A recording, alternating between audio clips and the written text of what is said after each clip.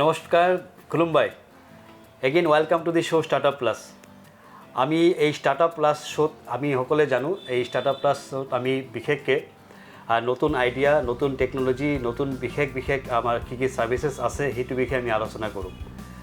আমি যোৱা 4-5টা আমি শোত আমি বিশেষ চাৰ্টাৰ্ড একাউণ্টেণ্টৰ পৰা আদি কৰি ডক্টৰছলৈকে আমি ইণ্টাৰভিউ লৈছোঁ তো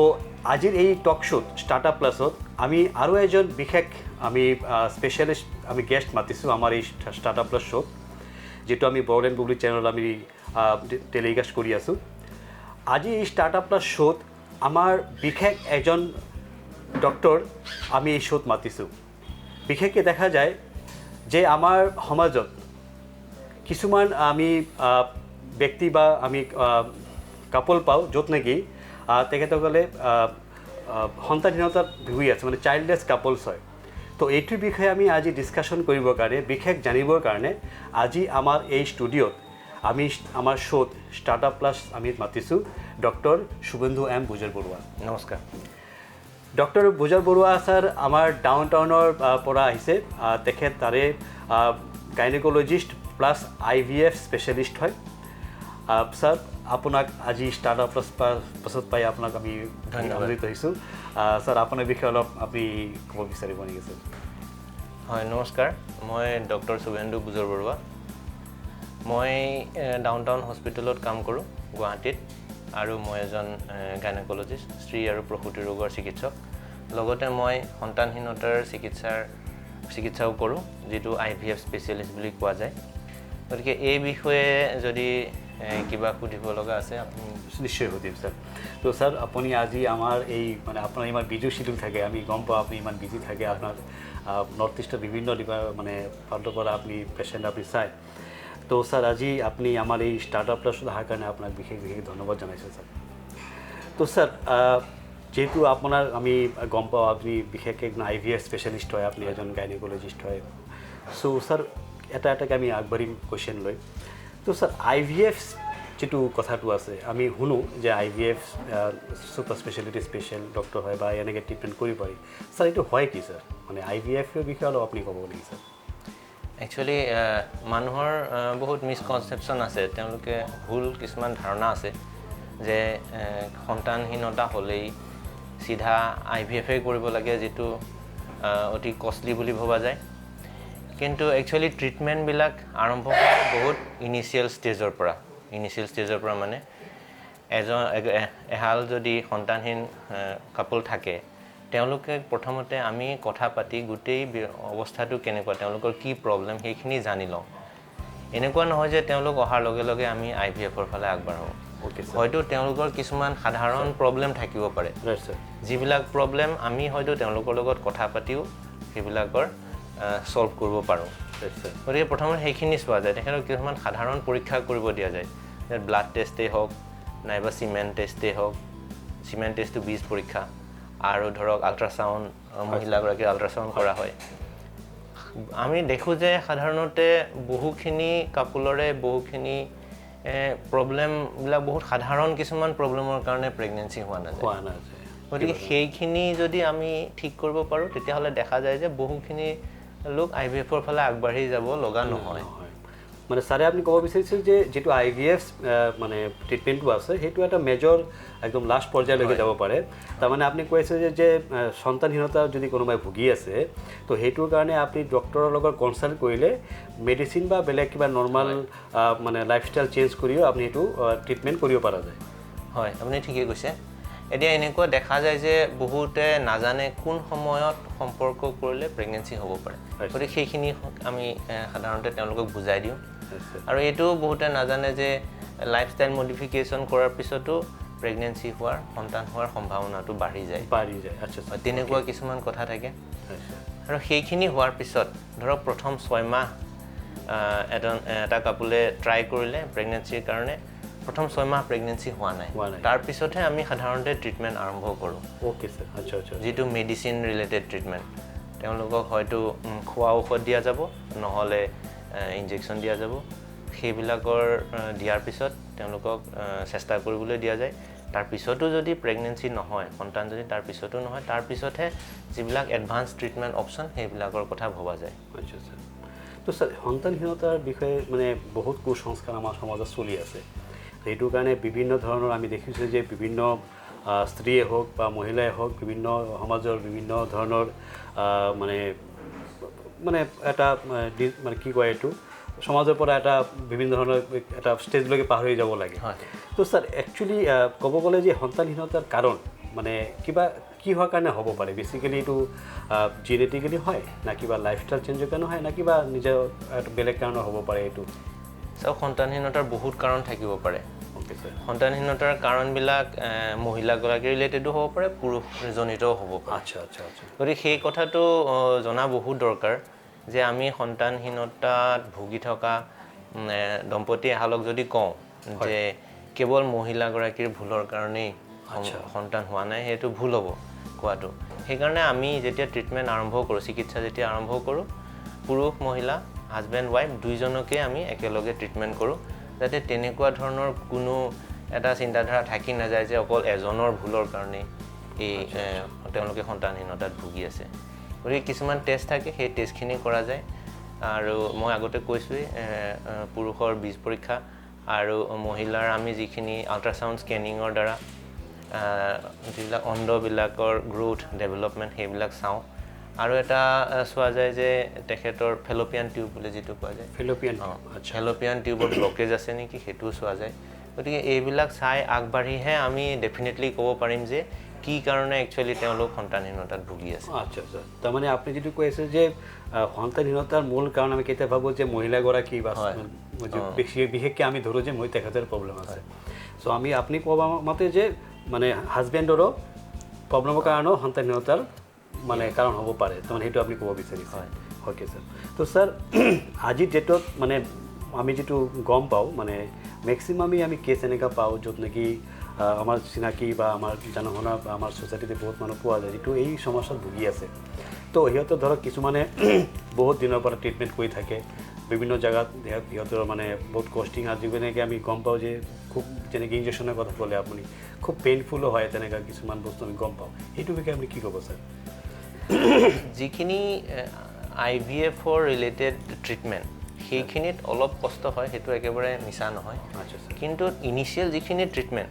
সেইখিনিত ইমান বেছি কষ্ট নহয় মেডিচিনৰ মেডিচিন আৰু সৰু সুৰা যিখিনি ইনজেকশ্যন দিয়া যায় সেইখিনিত ইমান কষ্ট নহয় আৰু যিবিলাক দম্পতীক IVF ট্ৰিটমেণ্ট লাগে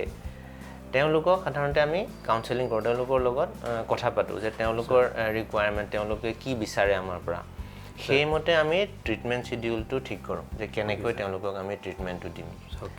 আৰু যিহেতু এই ট্ৰিটমেণ্টটো সম্ভৱ এনেকুৱা এখন জেগাতে য'ত নেকি সকলো সুবিধা থাকে গতিকে সেইকাৰণে তেওঁলোকক গোটেইখিনি কথা বুজোৱাৰ পিছত তেওঁলোকে যেতিয়া বুজি পায় সাধাৰণতে তেওঁলোকে এইখিনিও আমাক কয় যে নাই আমি এইখিনিৰ কাৰণে অলৰেডি ৰেডি হৈছোঁ যে মেণ্টেলি তেওঁলোক প্ৰিপেয়াৰ্ড হ'ব মেণ্টেলি প্ৰিপেয়াৰ হোৱাৰ পিছত বহুখিনি যিবিলাক কষ্টৰ কথা আপুনি কৈছে এইখিনি লাঘৱ হৈ যায় তেতিয়া মানে লাষ্ট ষ্টেজৰ কথা পাতি আছোঁ যিটো আমি IVF টেকন'লজিৰ কথা পাতি আছোঁ তাতে গ'লে অলপ পেইনফুলৰ বস্তুটো আহে কিন্তু এনেকুৱাও নহয় যে সেইটো খুব বেছি পেইনফুল কাৰণ ইনজেকশ্যনবিলাক সাধাৰণ ইনজেকশ্যনেই হয় কিন্তু ইনজেকশ্যনৰ ফ্ৰিকুৱেঞ্চিবিলাক অলপ বেছি হয় ঘনাই ল'ব লগা হ'ব পাৰে এনেকুৱা নহয় যে সেই ইনজেকশ্যনবিলাকেই বেছি পেইনফুল ইনজেকশ্যনবিলাক পেইনফুল নহয় কিন্তু ইনজেকশ্যন ঘনাই ল'ব লগা হোৱাৰ কাৰণে কেতিয়াবা অলপ কষ্ট হ'ব পাৰে তো স্যাৰ মানে যিটো আমি এতিয়া ডক্টৰ ছাৰৰ পৰা গম পালোঁ যে সন্তানহীনতাৰ মূল কাৰণ যিবিলাক হয় মানে লাইফষ্টাইলৰ চেঞ্জৰ পৰা হ'ব পাৰে বিভিন্ন ধৰণৰ কাৰণত হ'ব পাৰে আমি এৱাৰ নহয় কেতিয়া কি আমি আগবাঢ়ি যাব লাগিব এই মানে সন্তানহীন যেতিয়া আমি সন্তান ল'ম বুলি ভাবিছোঁ তো এইটোৰ বিষয়ে যদি ছাৰক আমি আকৌ সোধোঁ এজন নিউ কাপলছ জাষ্ট মেৰিড বা জাষ্ট বিয়া পাতিব বিচাৰি আছে চ' তো সিহঁতৰ এটা থাকিব নেক্সট ষ্টেজ কি আমি কেঁচুৱা ল'ব লাগিব আমি বাচ্চাগত ভাবিব তো সেইটোৰ বিষয়ে আপুনি কেনেকৈ আগবাঢ়িব মানে কি ছাজেশ্যন কৰিব যে এজন কাপলছে প্ৰথম বিগিনিঙৰ পৰা কেনেকৈ আৰম্ভ কৰিলে এই প্ৰব্লেমটো ফেচ কৰাৰ যিটো চান্সেছ কমি যাব পাৰে হয় আপুনি ঠিকেই কৈছে এই ক্ষেত্ৰত কি হয় সাধাৰণতে বিয়াৰ পিছত কোনো ধৰণৰ কাউন্সেলিং বা ডক্টৰৰ ওচৰত একো পৰামৰ্শ লোৱা নাযায় কিন্তু মই ভাবোঁ যে তেনেকৈ যদি প্ৰেগনেন্সি প্লেনিং কৰাৰ আগত যেতিয়া তেওঁলোকে সন্তান বিচৰাৰ আগত আহি এবাৰ যদি প্ৰি প্ৰেগনেন্সি কাউন্সেলিং কৰে তেওঁলোকে বহুতখিনি কথা বুজি পায় কিছুমান সাধাৰণ টেষ্ট থাকে সেইবিলাক হৈছে thyroid haemoglobin sugar blood sugar এইবিলাক টেষ্ট যদি আগতীয়াকৈ কৰাই থোৱা যায় তেতিয়াহ'লে কি হয় কিছুমান প্ৰব্লেমৰ পৰা আমি হাত সাৰি থাকিব পাৰোঁ ধৰক থাইৰয়েডৰ প্ৰব্লেম আছে কাৰোবাৰ প্ৰেগনেন্সিৰ পিছত যদি থাইৰয়েডৰ প্ৰব্লেম আছে বুলি গম পোৱা যায় এবাৰ সন্তান কনচিভ হোৱাৰ পিছত তেতিয়া তাৰ ট্ৰিটমেণ্ট কৰিলেও কিছুমান হাইপোথাইৰয়েড বা হাইপাৰথাইৰয়েডৰ কুপ্ৰভাৱ সন্তানৰ গাত থাকি যোৱাৰ সম্ভাৱনা থাকে গতিকে তেনেকুৱা ক্ষেত্ৰত যদি আমি সেই বেমাৰটো আগতীয়াকৈ ধৰা পেলাব পাৰোঁ তাৰ ট্ৰিটমেণ্ট আমি আগতীয়াকৈ আৰম্ভ কৰিব পাৰোঁ সেইটো এটা কথা আছে আৰু 2 নম্বৰ কথাটো হ'ল কিছুমান ভেকচিন আমি আগতীয়াকৈ প্ৰেগনেন্সি হোৱাৰ আগতে ল'ব পাৰোঁ যেনেকৈ চিকেন পক্সৰ ভেকচিন ল'ব পাৰি ইনফ্লুৱেঞ্জা ভেকচিন ল'ব পাৰি ৰুবেলা ভেকচিন ল'ব পাৰি এইবিলাক ভেকচিনো আগতীয়াকৈ ল'ব পাৰে গতিকে এই কিছুমান সাধাৰণ টেষ্ট আৰু সাধাৰণ ভেকচিনৰ দ্বাৰা বহুখিনি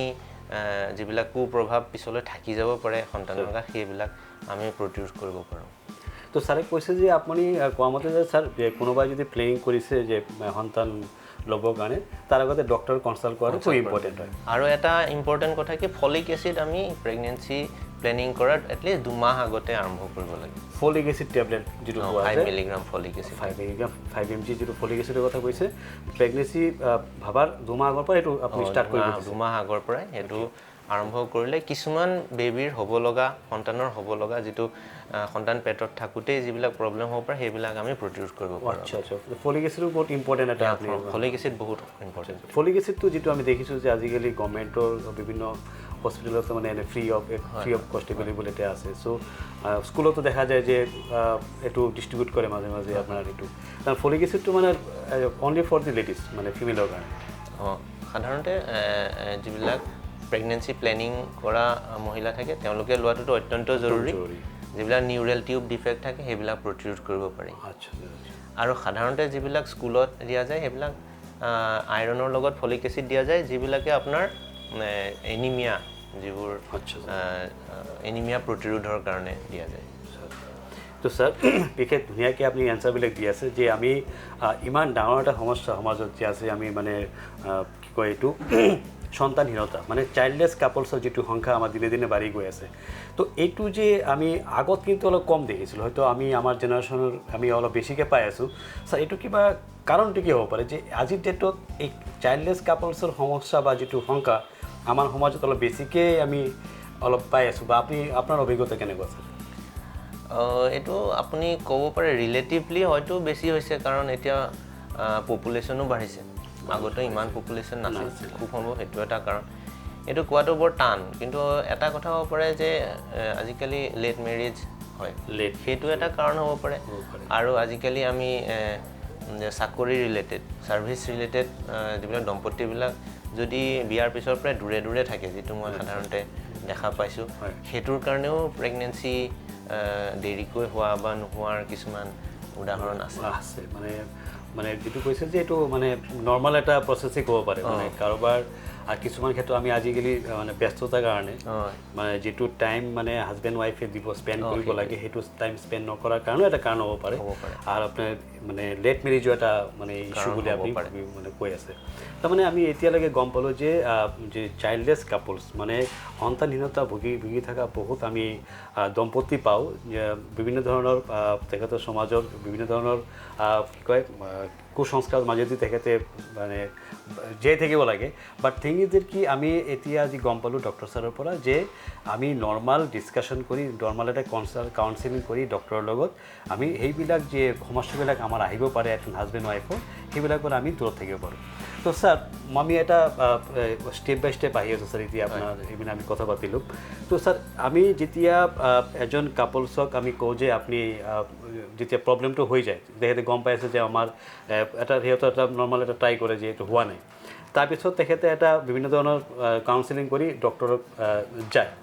তো এইটো ক্ষেত্ৰত আপুনি আগতে ক'লে যে আগৰ পৰা কাউন্সেলিং কৰাটো ভাল যেতিয়া ধৰা পৰিলে যে তেখেতৰ ট্ৰিটমেণ্ট আৰম্ভ কৰিব লাগিব তো সেইটো বিষয়ে আপোনাৰ এটা প্ৰচেছটো কেনেকৈ ষ্টাৰ্ট কৰে স্যাৰ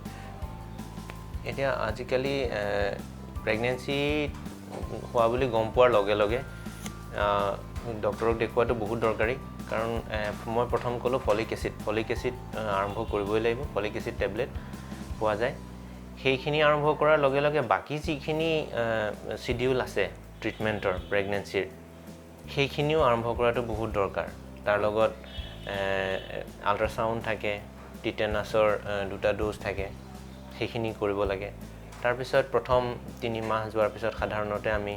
আইৰণ আৰু কেলছিয়ামৰ বড়ি আৰম্ভ কৰোঁ সেইখিনি আৰম্ভ কৰিব লাগে তাতোকৈ দৰকাৰী কথা হ'ল যেটো নিউট্ৰিশ্যন খোৱা বোৱা কি খাব লাগে কি খাব নালাগে মাই যেটো খাব লাগিব হয় ৰেগুলাৰ সেইখিনি তেখেতক এক্সপ্লেইন কৰি দিয়া তেখেতক ভালকৈ বুজাই দিয়াটো বহুত দৰকাৰী যাতে বেবিৰ গ্ৰোথটো ভাল হয় আৰু থাইৰয়েডৰ কিবা প্ৰবলেম আছে নেকি সুগাৰৰ যেটো ব্লাড সুগাৰ ডায়াবেটিছ জাতীয় কিবা প্ৰবলেম আছে নেকি তাৰপিছত তেখেতৰ আইৰণ কমিছে নেকি হিমোগ্লোবিন কমিছে নেকি এনিমিয়া আছে নেকি এইখিনি কথাও চোৱাটো অত্যন্ত জৰুৰী তাৰ উপৰিও যিখিনি আমাৰ সাধাৰণতে সচৰাচৰ কৰা টেষ্টবিলাক যিবিলাক হেপাটাইটিছ HIV সেইবিলাকৰ টেষ্ট কৰাও অত্যন্ত জৰুৰী যিখিনি ৰুটিন টেষ্ট যিখিনি আপোনালোকক ডক্টৰে কৰিবলৈ দিয়ে সেইখিনি গোটেইখিনি কৰাটো অতি জৰুৰী আৰু খোৱা বোৱাৰ গুৰুত্ব লোৱাটো খোৱা লগতো মানে এইটো হৈ গ'ল যে আমি নৰ্মাল যদি কোনোবা প্ৰব্লেম নহ'লগৈ প্ৰেগনেন্সি হৈ গ'ল তেতিয়া সেই প্ৰিকশ্যনবিলাক বা যি কৰিব লগা বস্তুবিলাক ছাৰে ক'লে যেহেতু আপুনি এজন IVF স্পেচিয়েলিষ্ট আপোনাৰ কেছবিলাক অলপ বেলেগকৈ আপোনাৰ হয় আপোনাৰ বেলেগ গাইনলজিষ্টতকৈ বেলেগ অলপ ট্ৰিটমেণ্টটো আপুনি আগবাঢ়ি যায় তো IVF-ৰ কথা আমি পাতিলোঁ তো আমি অলপ চলপ গম পালোঁ IVF টেকন'লজি কেতিয়া হয় তাত এইটো আপুনি IVF যেতিয়া আপুনি ষ্টাৰ্ট কৰিব দিয়ে এজন পেচেণ্টক কোন সিচুৱেশ্যন পালে যেতিয়া আপুনি গম পালে যে এতিয়া আমি IVF আৰম্ভ কৰিব লাগিব এইটো ক্ষেত্ৰ আপুনি কেতিয়া গম পায় যে আমি এতিয়া IVF ষ্টাৰ্ট কৰিব লাগিব পেচেণ্টক অতি সহজভাৱে বুজাবলৈ গ'লে যদি মহিলাগৰাকীৰ ফেলোপিয়ান টিউব ব্লক আছে তেতিয়াহ'লে মই আগতে কৈছোঁ যে আমি ফেলোপিয়ান টিউবৰ টেষ্টটো কৰোঁ ফেলোপিয়ান টিউব যদি ব্লক আছে সেইটো আটাইতকৈ সহজ উদাহৰণ ক'বলৈ গ'লে তেনেকুৱা দম্পতীৰ ক্ষেত্ৰত আমি IVF-ৰ ফালে আগবাঢ়ি যাব পাৰোঁ অ'কে ছাৰ মানে ফেলোপিয়ান টিউবৰ যদি ব্লক থাকে তেতিয়া আপুনি IVF-ৰ কথা আপুনি চিন্তা কৰি লয় তো ছাৰ IVF প্ৰচেছটো ষ্টাৰ্ট কৰাৰ কাৰণে মানে আমাৰ কিমান দিনৰ প্ৰচেছ থাকে কি আপুনি কেনেকৈ আগবাঢ়ে কি মেডিচিন কি টেকন'লজি ইউজ কৰে ছাৰ অলপ ক'ব নেকি ছাৰ মই থুলমূলকৈ এইখিনি কথা কৈ দিওঁ যে যিখিনি ৰুটিন ব্লাড টেষ্টেই হওক বা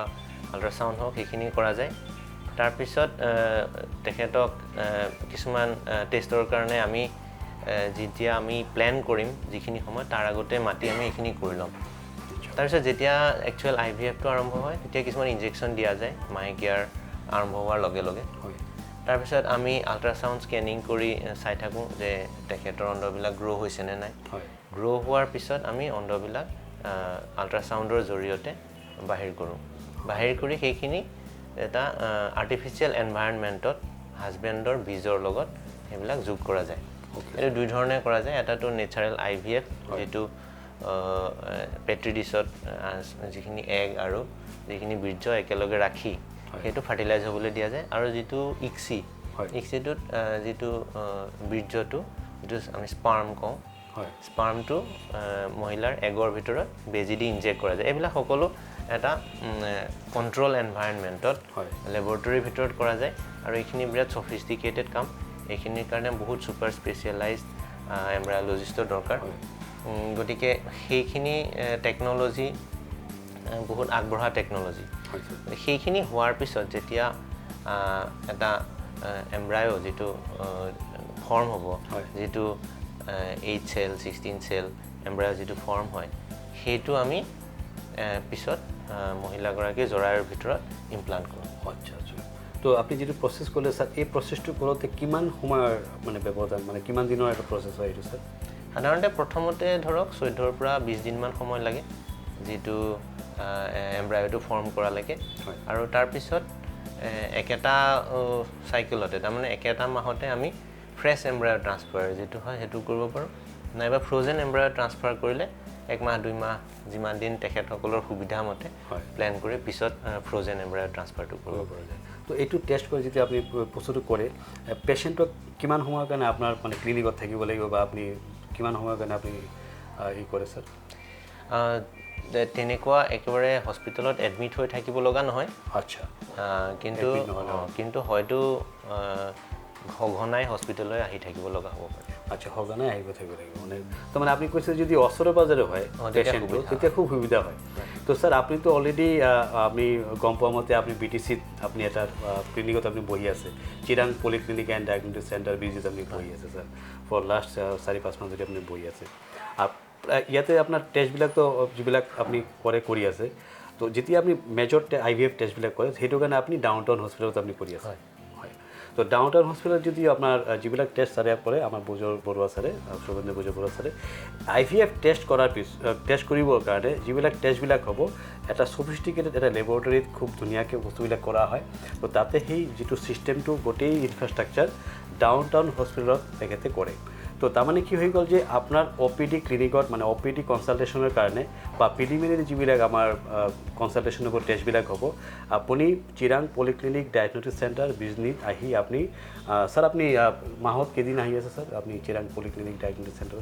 মাহত আমি দুবাৰ আহোঁ দুবাৰকৈ আহি আছে স্যাৰ ফাৰ্ষ্ট আৰু থাৰ্ড ছেটাৰডে ফাৰ্স্ট আৰু থাৰ্ড স্যাটাৰডে তো স্যাৰে কৈ আছে যে আমাৰ বিটিসি এলাকাত তেখেতে চিৰাং ডিস্ট্ৰিক্টৰ বিজনী চহৰত চিৰাং পলিক্লিনিক এণ্ড ডায়াগনস্টিক সেন্টাৰত তেখেতে এভৰি ফাৰ্স্ট মানে প্ৰথম গুৰুবাৰ বৃহস্পতিবাৰ আৰু থাৰ্ড মানে তৃতীয় বৃহস্পতিবাৰ তেখেতে বহি আছে তো ৰাতিপুৱাৰ পৰা তেখেতে ইভিনিংলৈকে থাকে তো আপনি ইয়াতে আহি কনসাল্ট কৰি ল'ব পাৰিব তো স্যাৰ একচুৱেলি আপোনাৰ যি আমি ডিছকাশ্যন কৰিলোঁ একচুৱেলি ক'ব গ'লে যে এনেকৈ ডিছকাশ্যন আমি বিশেষকৈ গম নাপাওঁ এনেকৈ ডিছকাশ্যন নহয়গৈ এটা মানে অপেন প্লেটফৰ্মত সো আপুনি ইমান ধুনীয়াকৈ অপেন প্লেটফৰ্মত কৈছে বস্তুবিলাক কেনেকৈ কি কৰিব পৰা যায় তো স্যাৰ এটা বস্তু আহি যায় যে আইভিএফ কৰিব গ'লে বহুতৰে এটা মানে ফাইনেন্সিয়েল ব্যাপাৰটো আহে সো কষ্টিং মানে আপনি আমি যদি অসমতে এই টেকনলজিটো আছে আৰু এটা বস্তু সুধিব বিচাৰিছোঁ স্যাৰ বহুতে অসমৰ পৰা বাহিৰত গৈ এই মানে টেকনলজিটো এডপ্ট কৰে তো কিছুমানে আকৌ মই দেখিছোঁ যে অসমতে কৰি ধুনীয়াকৈ বাচ্চা ল'ব পাৰিছে সেইটো বিষয়ে আপুনি কিবা ক'ব লাগিছে বাহিৰৰ টেকনলজি বা আমি অসমৰ পৰা বাহিৰত যাব লাগিব নেকি আমি ইয়াতে সেম বস্তু আমাৰ ইয়াতে এভেইলেবল আছে নে আছে সেইটো ক'ব লাগিছে আজিকালি টেকনলজিৰ একো ডিফাৰেঞ্চ নাই যিটো বাহিৰত এভেইলেবল আৰু আমাৰ ইয়াতো গোটেইখিনিয়ে এভেইলেবল আছে গতিকে সেইফালৰ পৰা একো ডিফাৰেঞ্চ নাই এটা কথাই ঠিক যে যিটো ট্ৰিটমেণ্ট কষ্ট বাহিৰত যিমান হ'ব ইয়াতো সিমান হ'ব ইমানেই হ'ব কিন্তু বাহিৰত গ'লে এটাই প্ৰব্লেম থাকে যে তাত গৈ থাকি লোৱাটোত খৰচ অলপ বেছি হয় তাৰ বাহিৰে বেলেগ একো নাই মানে যেটো টেকনলজি একেই সেম টেকনলজি ইনফ্ৰাষ্ট্ৰাকচাৰ আজি ডেটত আমাৰ অসমত আছে তো সেইটো কাৰণে আমি বাহিৰত যাব নালাগে তো বাহিৰত গ'লে এটা দেখা যায় কি আপোনাৰ কষ্টিংটো বাঢ়ি গ'ল আপ ডাউনত এটা যিটো ফ্ৰিকুৱেণ্টলি যি ডক্টৰৰ লগত কনচালটেশ্যন সেইটো আপোনাৰ এটা গেপ পৰি যাব পাৰে আৰু যিহেতু এটা মানে চেনচিটিভ এটা ইছ্যু হয় ৰেগুলাৰ ডক্টৰৰ কনচাল্ট বা ডক্টৰৰ যিটো চেকআপত ৰেগুলাৰ গৈ থাকিব পাৰিলে বহুত মানে দেখা যায় যে এইটো পেচেণ্টৰ কাৰণে ভাল হয় তো স্যারে যেটু কৈ আছে যে আমি বহুতে আগত শুনিছিলোঁ যে আইভিএফ টেকনলজি বা এনেকৈ উন্নত ধৰণৰ টেকনলজিৰ কাৰণে ট্ৰিটমেণ্টৰ কাৰণে আমি অসমৰ পৰা বাহিৰত যাব লাগিছিল তো স্যাৰে কৈ আছে যে টেকনলজি সবতে একেই আছে ইনফ্ৰাষ্ট্ৰাকচাৰ এতিয়াও আমাৰ মানে যিটো অসমৰ কাৰণে ইনফ্ৰাষ্ট্ৰাকচাৰ যিটো লাগে অসমত অলৰেডি আছে তো গুৱাহাটীত তেখেতে অলৰেডি ডাউনটাউন হস্পিটেলৰ কথা ক'লে তাতে অলৰেডি ইনফ্ৰাষ্ট্ৰাকচাৰ অলৰেডি আছে ডক্টৰ আৰ এভেইলেবল টেকনলজি যি আছে সব নতুন একই টেকনলজি ইউজ কৰা হয় তো মানে আমাৰ কথাটো হ'ল কি যে এই শ্ব'ৰ থ্ৰুতে আমি জনাব বিচাৰিছোঁ যে এই আইভিএফ টেকনলজি বা এনে উন্নত ধৰণৰ আপুনি গাইনকলজিষ্টৰ আপুনি ট্ৰিটমেণ্ট ল'বৰ কাৰণে আজিৰ ডেটত বাহিৰত যোৱাটো খুব ইম্পৰ্টেণ্ট নহয়গৈ আপনি অসমতে থাকি আমাৰ ওচৰে পাজৰে বা গুৱাহাটীতে যি আমি যদি যাওঁ তাতে আমি বিভিন্ন ধৰণৰ স্পেচিয়েলিষ্ট আমি আইভিএফ স্পেচিয়েলিষ্ট আমি পাওঁ তাতে আমি আমাৰ ট্ৰিটমেণ্টবিলাক আমি ল'ব পাৰিম চ' সেইটো আমাৰ কাৰণে এটা ভাল খবৰ হয় যেহেতু এনেকুৱা শ্ব' বা এনেকুৱা ডিছকাশ্যন আমি কমেই পাওঁ তো সেইটো বিষয়ে আমাৰ কি হয় আমি সমাজত মানুহবিলাকে কম গম পাওঁ তো আমাৰ উদ্দেশ্য এই মানে এই শ্ব'টোৰ জৰিয়তে যে এনেকুৱা নতুন ইনোভেটিভ টেকনলজি যিটো নেকি আমি ইয়াতে আমি পাব পাৰোঁ যেটোৰ কাৰণে আমি নজনাকৈ আমি বাহিৰত গৈ আছিলোঁ এটা সময়ত আজিৰ ডেটত এই বস্তুবিলাকে আমি নিজা জেগাত আমি নিজা এলেকাত আমি ল'ব পাৰিম সেৱা ল'ব পাৰিম ছাৰ্ভিচেছ ল'ব পাৰিম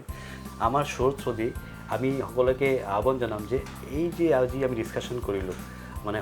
সন্তানহীনতাৰ বিষয়ে আইভিএফ টেকনলজিৰ বিষয়ে এই বিষয়ে আমি গোটেইখিনি অসমতে পাওঁ তো স্যাৰ লাষ্ট আপোনাৰ ফালৰ পৰা এটা সামাৰি আপুনি ক'ব নেকি যে কেনেকৈ গৈ আমি আইভিএফলৈকে যাব নালাগিব পাৰে সেইটো এটা আপুনি কিবা এটা